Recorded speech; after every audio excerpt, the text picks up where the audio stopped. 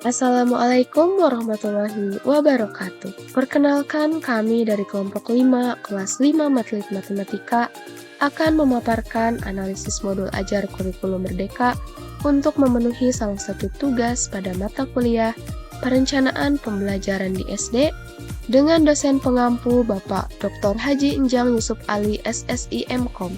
Adapun anggota dari kelompok 5 yaitu yang pertama saya sendiri Eka Wahyuni Tias dengan NIM 2206614. Kemudian ada Nelian Setia Zehanara dengan NIM 2207524 dan Fitriani dengan NIM 2203020.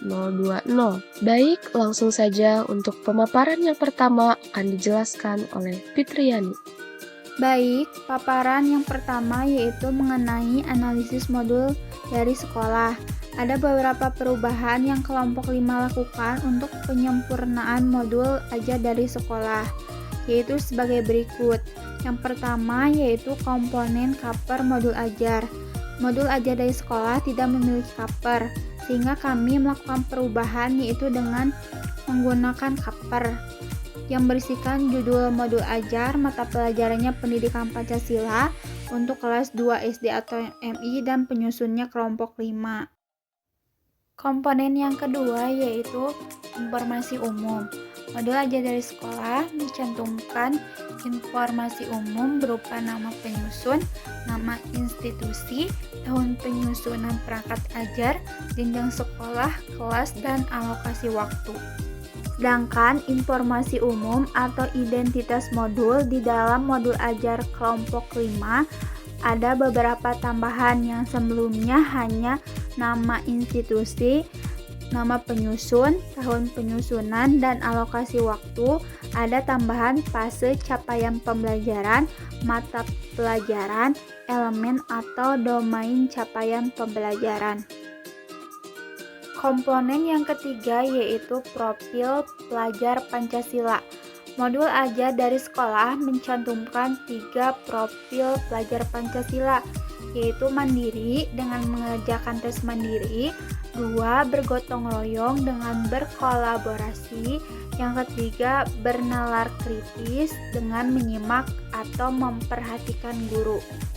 Sedangkan profil pelajar Pancasila yang ada di modul ajar kelompok 5 ada beberapa perubahan dan penambahan.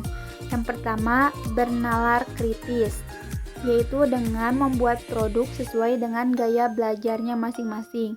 Ini berubah yang sebelumnya hanya memperhatikan guru atau menyimak video.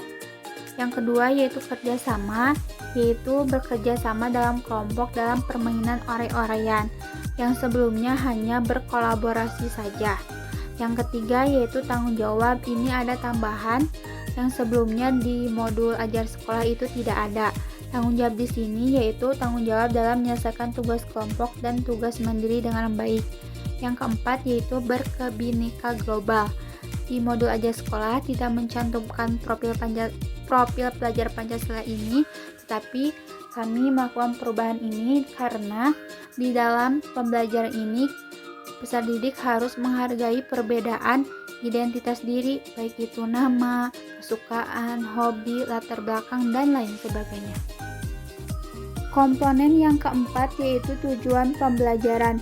Tujuan pembelajaran yang ada di modul ajar sekolah mencantumkan fase capaian pembelajaran yaitu fase A, elemen atau domain capaian pembelajaran Bhinneka Tunggal Ika. Lalu untuk tujuan pembelajarannya yaitu melalui kegiatan mencatat diri dan tanya jawab, peserta didik dapat menyebutkan identitas diri sesuai dengan jenis kelamin, minat, dan perilaku dengan baik. Sedangkan tujuan pembelajaran yang ada di modul ajar kelompok 5 mengalami beberapa perubahan. Untuk capaian pembelajarannya di modul ajar kelompok 5 dijelaskan secara detail. Untuk tujuan pembelajarannya dirubah menjadi peserta didik mampu mengidentifikasi identitas diri serta menyampaikan identitas diri secara jelas kepada teman sebaya. Komponen yang kelima yaitu model dan metode pembelajaran. Dari modul ajar sekolah, model pembelajaran yang digunakan yaitu tatap muka dengan keterangan kegiatan pembelajaran ini dilakukan di dalam dan di luar ruang. Lalu untuk metode pembelajarannya yaitu permainan, demonstrasi, dan simulasi. Sedangkan model pembelajaran dan metode pembelajaran di modul ajar kelompok 5 mengalami beberapa perubahan. Yang pertama, untuk model pembelajarannya menjadi kooperatif dikarenakan di dalam pembelajaran ini siswa berkelompok sehingga menggunakan model pembelajaran kooperatif. Untuk metode pembelajarannya sama, yaitu permainan, demonstrasi, dan simulasi. Lalu ada tambahan pencantuman strategi pembelajaran yaitu diferensiasi. Di dalam pembelajaran ini menggunakan strategi diferensiasi produk di mana peserta didik harus membuat produk sesuai dengan gaya belajar. Lalu ada tambahan media pembelajaran yaitu video animasi. Sedangkan di modul ajar dari sekolah tidak mencantumkan strategi dan media pembelajaran. Komponen yang kelima yaitu kegiatan pembelajaran. Untuk kegiatan pembelajaran yang ada di modul ajar sekolah, ada pendahuluan, kegiatan inti, dan penutup. Untuk kegiatan inti tidak mencantumkan sintak karena pada sebelumnya model pembelajaran yang digunakan yaitu tatap muka. Sedangkan kegiatan pembelajaran yang ada di modul ajar kelompok 5 ada beberapa perubahan dari yang sebelumnya. Untuk kegiatan pendahuluan dan penutup itu sama, tetapi di kegiatan inti modul ajar kelompok 5 memiliki sintak karena memilih model pembelajaran kooperatif sehingga ada sintaknya. Komponen yang ketujuh yaitu bahan ajar. Di dalam modul ajar dari sekolah, bahan ajar tidak tercantum. Lalu kelompok 5 menambahkan ada bahan ajar. Bahan ajar ini berisikan tentang materi apa itu identitas diri, lalu ada contohnya dan lain sebagainya. Komponen yang ke-8 yaitu media pembelajaran.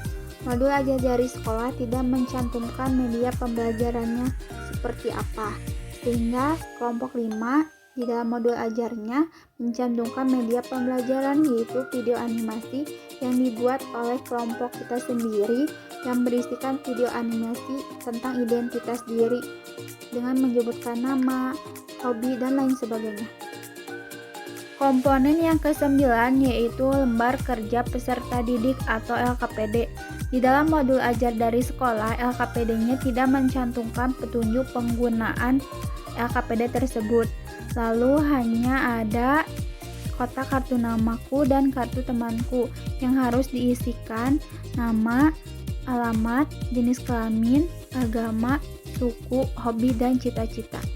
Sedangkan lembar kerja peserta didik yang ada di modul ajar kelompok 5 ada penambahan dan perubahan. Penambahannya yaitu petunjuk penggunaan LKPD tersebut. Lalu perubahannya dari segi kartunya ada animasi atau gambarnya. Lalu tidak ada penentuan untuk hal-hal apa saja yang harus dicantumkan di dalam kartu tersebut, sehingga siswa bisa bebas apa yang telah disimaknya dicantumkan di dalam kartu tersebut. Komponen terakhir yaitu instrumen penilaian, di mana pada modul ajar dari sekolah hanya terdapat rubrik penilaian untuk produk saja. Di sini ada 4 aspek yaitu audio, menggambar, menulis, dan soal LKS. Setiap aspeknya juga membuat indikator. Maka dari itu, sebagai upaya perbaikan, kelompok 5 menambahkan beberapa instrumen dan rubrik penilaian, yakni ada penilaian sikap dengan 4 aspek yaitu bernalar kritis, kerjasama, tanggung jawab, dan berbineka global. Lalu ada penilaian keterampilan, adapun aspek yang dinilainya yaitu mendengarkan, berbicara, membuat produk, dan bekerja dalam kelompok. Tentunya di setiap aspeknya juga memiliki indikator-indikator yang berbeda. Selain itu, ada juga penilaian dan rubrik pengetahuan. Terdapat 10 indikator soal. Dan aspek yang dinilai diantaranya pemahaman soal, analisis dan penalaran, serta sikap terhadap identitas diri.